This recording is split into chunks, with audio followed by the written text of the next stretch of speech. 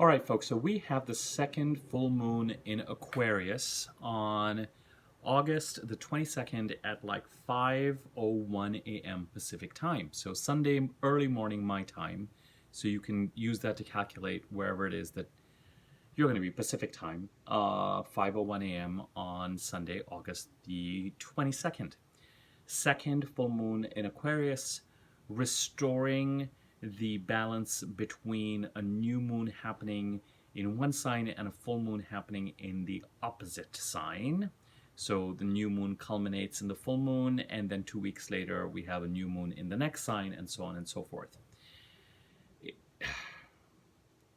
As I have said to you before, August is the most important month of this year, and nowhere is the theme of having somewhere new to move on to, or having the desire to move on to something or someplace new, and a need to leave behind past energies, some of which may go back to 2015, 2016, been quite so clear and quite so obvious. For some people, this will have shown up or will be showing up in a physical way.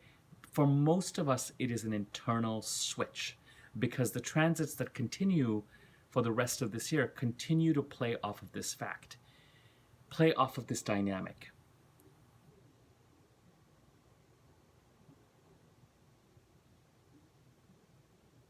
And at least till last week, the week before August 10th and the week after August 10th, may have had a distinctly eclipsy feel, because it was 2 months after the June 10th eclipse with Mercury retrograde. And certainly as we find ourselves headed to the full moon in Aquarius, decisive events have occurred and are occurring in various parts of the world that have a kind of past influence to them, a revisiting the past. The eclipse on June the 10th was conjunct to Mercury retrograde. Again, looking to the past issues coming up, building pressure to close out, resolve, finalize, put behind you, and then a new set of energies starting to, or beckoning us to move forward. With the new moon and the first full moon in Aquarius, there was more of an emphasis on the past. This full moon, I would say, has kind of an equal emphasis on the past and the future. And for many of us, the future and the future influences is, I use this idea of escaping from something. That's what it's going to feel like for a lot of people. A need to put certain set of energies and experiences behind us, and a desire to move towards something that feels freer and less restrictive. But at the same time, a certain amount of work needs to be done in the second half of this year. Some of it related to the Saturn-Uranus square. Where's Aquarius in your chart? What house does it occupy? What does that house stand for? That is where the second full moon is occurring. And Saturn and Jupiter are both in that part of the chart. Both are retrograde. And with Saturn's presence there and Uranus is in Taurus, and the Saturn-Uranus square being so important this year, there is this idea of not falling into, you've heard me say this millions of times by now, the path of least resistance, like you would have for the past 28 years with issues or matters related to where Aquarius sits in your chart, and where you need to develop a new set of muscles, develop a new set of boundaries, a new set of behaviors that are better suited for and will contribute much more strongly towards you meeting your potential. Then that is where those activities still need to continue. We have just come through, my last couple of videos talked a lot about the oppositions that we've been looking at over the past few months. The eclipses, of course, set up squares to Neptune and Jupiter, but then since then we've had oppositions to Pluto, and oppositions to Saturn, and oppositions to Jupiter, and oppositions to Neptune. Neptune being a very key player in all of this. Loss, perhaps deception, perhaps delusion, perhaps our own lack of clarity in our own mind with regard to what is really happening and what really needs to be dealt with and how. And kind of a smoke and mirrors feeling a little bit, a kind of a feeling of surrender. Those oppositions are occurring both with this particular full moon and another important opposition occurring at the new moon about 2 weeks from now in Virgo. But at the same time, this full moon and that new moon in Virgo, and even the Pisces full moon following that, have, as I said, an emphasis on the future, a forward-lookingness as well. When we come to the astrology of October, and we look at that new moon in Libra, and we look at the Mercury retrograde in October, October is going to be a very important and pivotal month, and a certain amount of aggression, assertion, fighting, again going over past things, with Mercury being retrograde at that time. Typically Libra season is about building bridges and harmony, but there's something about this Libra season that is going to be coming up that's going to be quite, the bridges that will be built will be, there's an element of not crap hitting the fan as much as there's an element of needing to clear the air and having sort of come to Jesus, come to Muhammad, come to Krishna conversations, kind of a feeling of needing to speak our truth. So the forward momentum continues, looking back to the past continues, issues related to perhaps gaslighting and deception continue, especially right now might feel prominent. But equally importantly, as you head to this full moon, a sense of promise and a sense of where you want to go to, a brave new world, a liberated new world, what that would look like, what those priorities need to be. Where does Taurus sit in your chart? What house does it occupy? What does that stand for? A greater feeling of liberation there, a sense of destination. So the idea very much in the second half of this year of finally feeling like we're freeing ourselves from certain things that have kept us shackled or bound in some ways, and August producing decisive occurrences which, even if they feel unclear, may have flipped a switch or 2 or 10 internally that may have presented some sort of information or some sort of internal epiphany that is making you feel like, all right, I'm clear, or pretty darn, I know what to latch onto. I know what values to latch onto. At the time of this full moon, we've already had Venus oppose Neptune, but we're going to have Venus opposing Chiron pretty soon. So, knowing what our values are, knowing what we are latching onto, knowing what is important to us, what we don't want to compromise on, and moving in that direction, that sense of what you're going to put up with and what you're not going to put up with. That's really the feeling. That's at the crux of this. But at the same time, as I said, with this full moon, there are intimations of, delicious intimations of what is to come.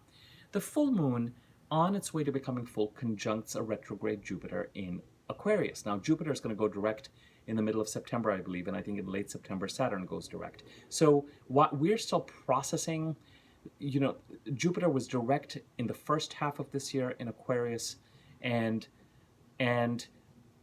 whatever endings and new beginnings it's trying to create, where Aquarius sits in your chart, what house it occupies, there's an integration going on. There's a certain amount of homework that is going on that needs to be done before that work can be completed. And between the middle of September to December, I would really say September, October, November, I would really say November, December, a lot of people are going to be seeing that completion occur, whether it is an ending of a 12-year cycle that creates the start of another 12-year cycle, or whether it actually manifests as something that feels like the start of a 12-year cycle.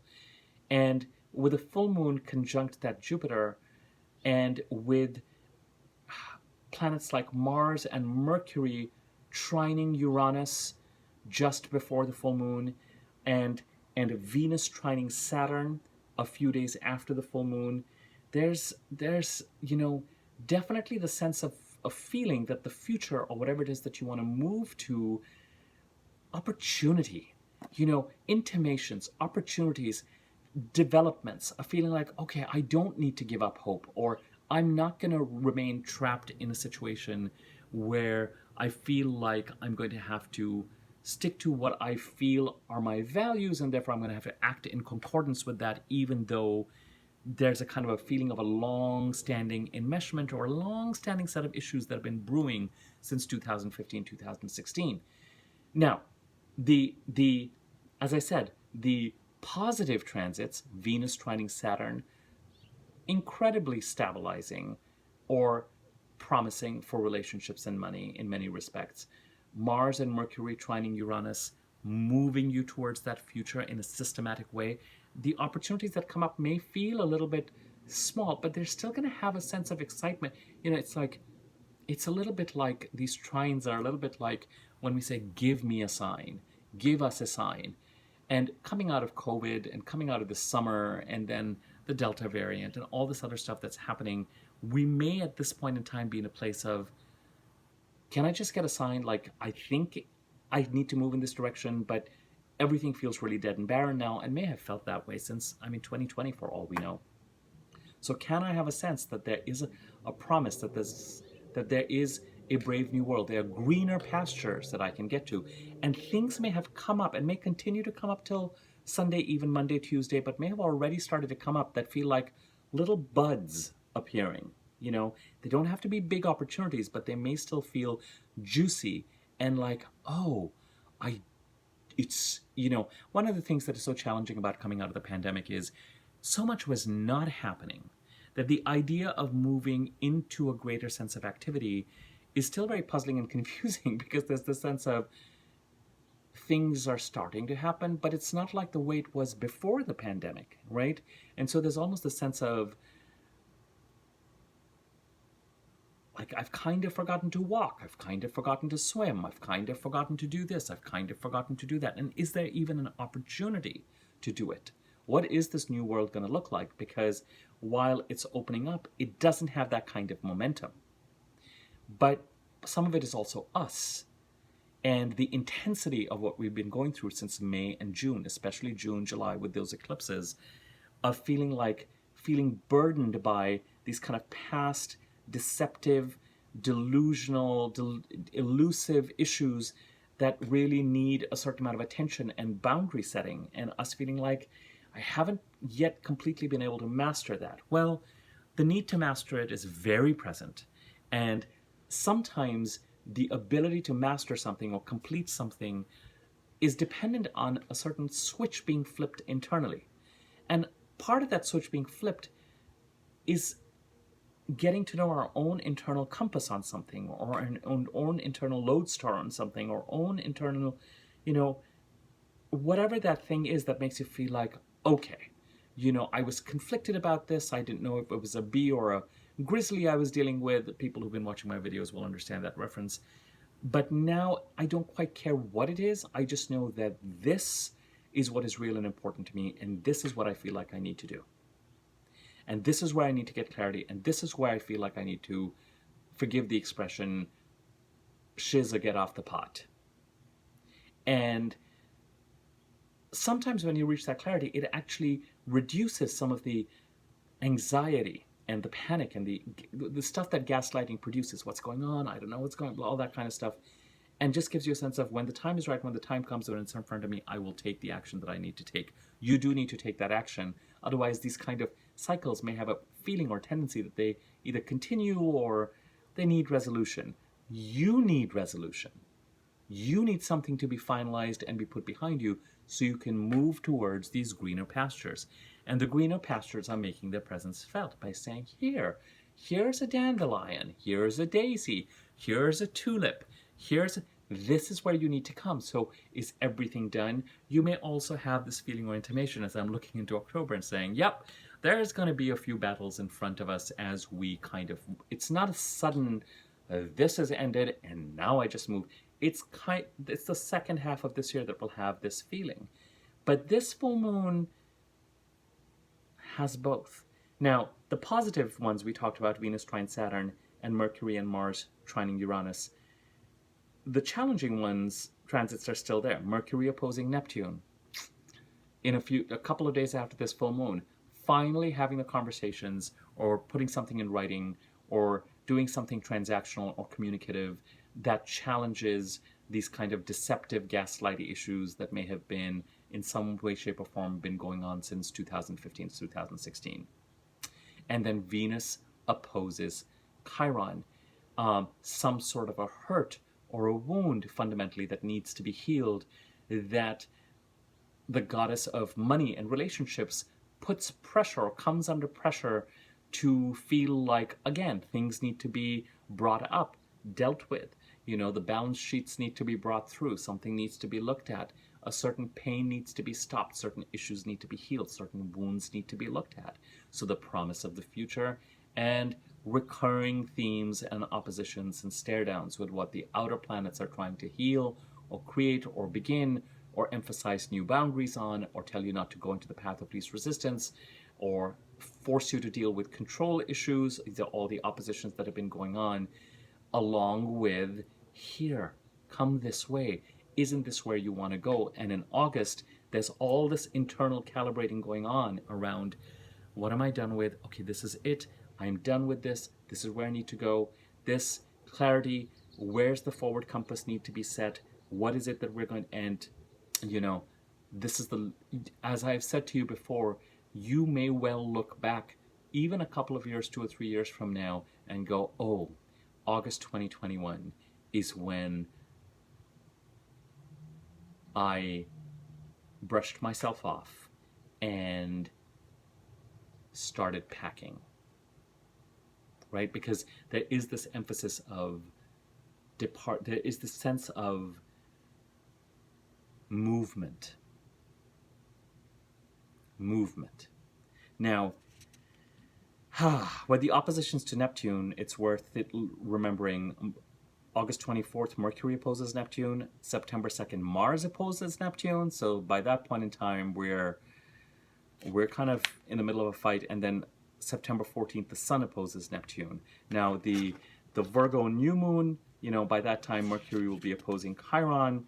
And the Pisces full moon, we'll have opposition to Uranus taking place by that time. So, the theme of the whatever we need to deal with will take a certain amount of time, but you have to have reached a point of, the straw that breaks the camel's back. This is bullshit moment. Okay, that's it. Enough of this. The cut that out or I'm going to cut it out moment. Whatever that is. And I said, long-standing issues, and it's not something where I don't think that the energy right now is one of, I'm just going to spin around 3 times or click my heels 3 times and just, energize out of here. It's a kind of a moseying out of a bar or a saloon kind of scenario where there's stuff that needs to be done and dealt with and cleaned up as you proceed to move forward. But by the time you get to this full moon, there's certainly internal clarity. The only thing blocking that internal clarity is going to still be a sense of figuring out, sometimes we have an aversion to conflict. At this point in time, I can't imagine that we are in that space anymore, I would hope that all of you have something in terms of those opportunities that are beckoning, however small they might be, that are giving you a sense of, I've got to avail of this, because life always wants to keep moving forward. It's not, being stuck in one place does not, I don't know. It feels very much like it's against what life is about, Ultimately, you're going to have to leave it anyway, memento mori. I'm not going to, as I said, October promises to be the forward movement that we need to look forward to. We need to look forward to for the next, month or so, first 3 weeks of September. So make the most of that. Take care of the tasks that need to be done, avail of the opportunities, scatter the seeds, do what needs to be done. By the time you get to the last week of September till about the last week of October, you're going to have to hit the pause button and take stock of where you're at and what you have committed to and what has come up and what needs to be done and how it needs to be done. And as I said, that Libra new moon is not a peaceful new moon. It is an active, boundary-setting, protective, argumentative new moon. Unusual for a Libra new moon's conjunct Mars. Okay, that's where I'm going to leave it. As far as rulership is concerned, it's kind of a gorgeous rulership with this full moon. It's in Aquarius. Aquarius is ruled by Saturn, which is in Aquarius, and Uranus, which is in Taurus, ruled by Venus. Venus is in Libra, her own sign, and Venus and Saturn are trining each other. relationships and money, and even creativity and the arts to some extent, and the relationship between relationships and money, and Saturn, building a long-term foundation, or certainly reflecting on it, and what needs to go bye-bye and what needs to be laid so that you can move forward and construct something really solid on it. You know, there are things we are done with, and there are intimations that the universe is giving us to say, walk this way. Take this. Here's a gift. Here's a sign. Here's a flower. Here's something that you can jump on that will energize you and give you that sense of life happening, that positiveness, that adventure, that excitement that is part of life. And there's certainly other elements out there that have an opposition, conflict, fighting, boundaries, deception. Deal with this, put it behind you, cut your life, whatever, however you want to do it, that is still waiting to be done.